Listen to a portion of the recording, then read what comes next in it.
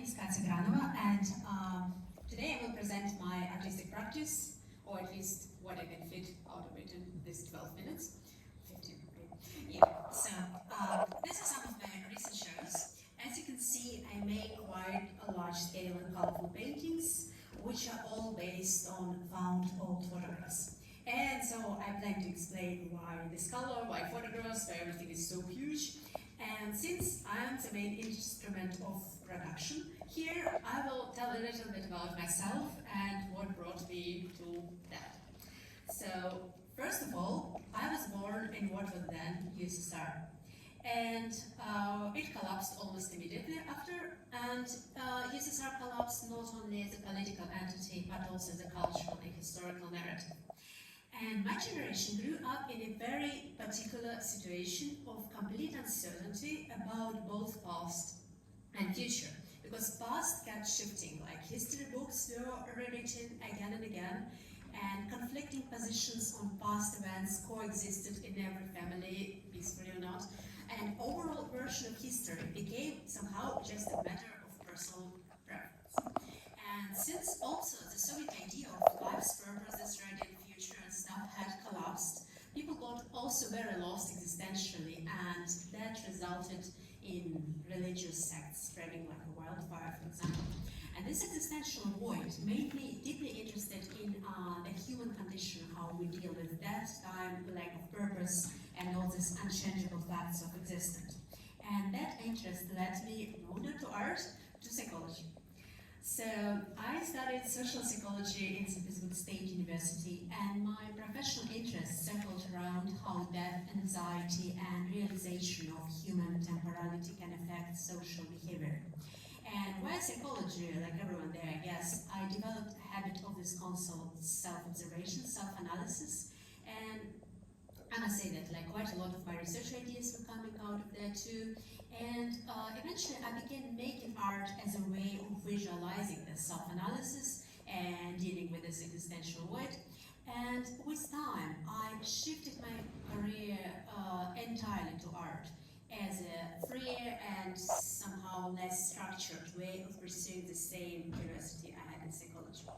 So my current practice was shaped only when I went to study in Royal College of Art in London. And these are some of my earliest works in the current series. So these paintings are based on 1970s photograph from my family archive. It shows my granddad, who is a surgeon, operating on a child. And I have to say that it happened so that I only gained proper access to this family archive after he died. So I maybe seen a couple of them before, but not this whole thing. And then I found myself with this complete mess of bags and bags of photographs from completely different eras. And so I decided to sort them out. And what struck me in this process was this, how unreachable this past moment felt. That this photo showed people I knew but decades younger, times I'd heard about but never as a very consistent story. And it felt somehow like a broken time machine, that you can see this time but you cannot touch, you cannot climb inside, you cannot check how it actually felt to be there then. And so I began transferring those photographs onto canvas. And then I discovered that this very unapproachability of the photograph moment there evokes a particular very strong drive to intrude in a scene, like painterly, and bring my presence there through the movement, through this like wide gestures of my brushwork. And like this work, for example, is based on the photograph where my father as a boy and his friends are playing chess on the beach, and it carried such a strong scent of its time, like who plays chess on the beach now, right? And the desire to connect with this image, to get in there, requires this large scale. That so canvas works as a portal rather than a window into the past, and like it's like a space where you can enter with your whole body. And also the scene here is quite tender, like maybe more tender than the previous one. And so my movements also here became sort of more tender, more like gentle strokes or caresses. And inside my family archive, I was moving further back to much older photographs. And the further I went from people people I actually knew, the more of myself I was bringing in the work. Like, for example, here I started using color as a personal emotional response to the contents of the image rather than following any kind of realistic resemblance, as you see here. The photograph behind this work featured my great-grandmother who died before I was born, and I knew that her life got through this meat grinder of 20th century of wars, revolutions, hunger, repressions, and displacement, all that. But she's not here to tell me about it firsthand. And her individual story disappeared into this sweep of big historical narrative with its inevitable propaganda and left only some traces in family memory. And obviously there is nothing specific to her story here. So I went further from my own close family, even further to the wider context of my country's history. So I started buying photographs of unknown people in St. Petersburg flea markets, and I was looking for only those like mundane, unspectacular family photographs like the one this work is based on. And those people's lives also got lost in basically global narratives, which are often used by political powers to serve their interests, and especially in the Russian case. And so I see that I'm somehow bringing these lives, bringing them back. And also I discovered that working with photographs of unknown people somehow gives me more freedom, because since I don't know anything about them, I can fictionalize more, so I can be more playful, even comical in those distortions, like in this village scene, village party scene from presumably 50s here. And there is a certain empowerment of that like I cannot get there is nothing I can do about time, temporality, unreliable history, but in this like my created universe of brushmark, I'm sort of like a demiurge. And that drives the painting process. And I often compare it to the child exercising full power in their toy universe, counterbalancing their powerless position in the adult world. And actually I'm curious if it makes any sense, and like someone researches connection between play, toy play of children and art making of adults. And sometimes like this painting process which I start, which is fueled by this like drive of like freedom, of desire to intrude into the past, brings me to this state of flow, which I think many artists experience, where all decisions come so easily and spontaneously, and sometimes you just can't stop and end up in a situation like here, where like the characters are almost entirely abstracted and barely recognizable. And also, sometimes I use images which trigger, for some reason, particular stronger emotional response, like here, where you see, so that's presumably a family of the Red Commissar from the times of Red Terror, and that history touched parts of my own family in a pretty bad way. And that connection gives this work, I guess, this particular tension, and I think, viewers can relate to it on a like physical level by responding to gestures on a physical level, like feeling the physicality of the brushstrokes. And I believe any gestural painting and the communication through the movement, first of all, and that it can be perceived like we perceive dance. One step away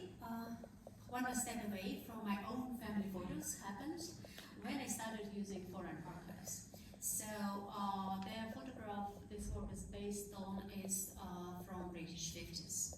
And I lived in Britain for 7 years, but I never managed to establish very kind of dear, close connection with this culture, as I always felt very much a foreigner. And as you can see, I didn't even acquire an accent. And in my own country context, even found photographs connect me directly to our like national shared past, where I'm anchored through all my like grandmothers and great-grandmothers, and I really have none of that, no roots or anything. And so through painting over those British photographs, I was inserting my own presence progress fast. Also, like in this urge to enhance my connection with it. Yeah, and here I wrote my intrusion. It's a British past, somehow further, and added my presence also representation. I'm not sure if anyone can find it, but there is this like clumsy female figure merging in this like house of brushstrokes, like over there. So this would be legs, and so this like kind of person from future like landing in this peaceful British picnic scene from I guess 50s. And as an immigrant, I think like one is not seen only as a foreigner often, but also as an intruder, that like someone who come here and invited to steal our jobs and all that. And somehow, I guess I go further as an immigrant and try to intrude even the country's past. Yeah, that would be the last work I will show today. Yeah, the coverage is not quite right, but it's fine.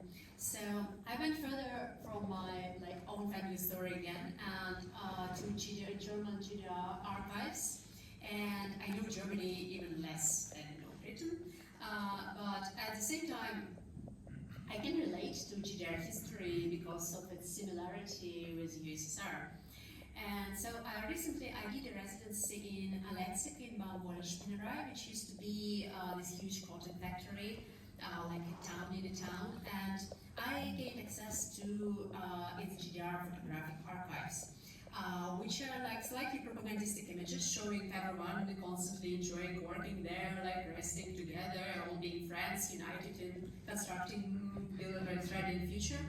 If you look deeper in those photographs, you always find stuff which doesn't fit narratives, like that some child is unhappy, someone is drinking from the bottle, someone is like showing off their clothes, and I see it as a kind of speculative archaeology that I'm sort of digging in there to find those moments and bring it to a huge scale.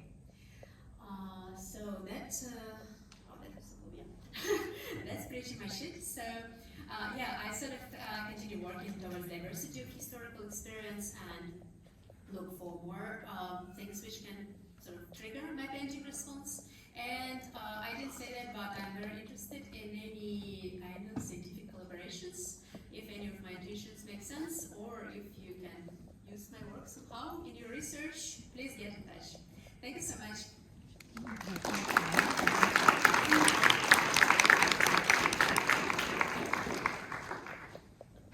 Thank you. I think we have one or two questions. No question? I have a question. Can you talk a little bit about the colors? You mostly prefer 3 colors. About? Well, it kind of... Sorry. This was the timer. I think it maybe just happened because I showed these particular works, not another one. So I think like I had like more like yellow kind of types recently, and before it was more like bluish, reddish. But since I started using it as a response, I see color as like also a way to emotional, like how we can emotionally relate to the scene. So I think that they were quite different, but there are some similarities in some colors. And some colors I just like and they also present. Any other questions? Shall I just shout? Can you hear me? Okay. I can. Question. When you do your paintings, is public's perception a thought or an afterthought, if that makes sense?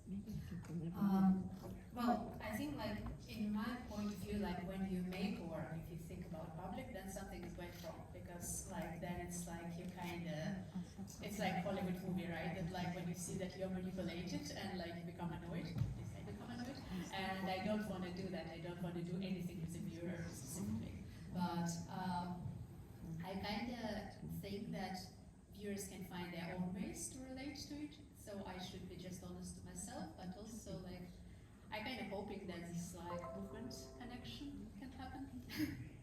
Yeah, I hope I answered. Thank you so much.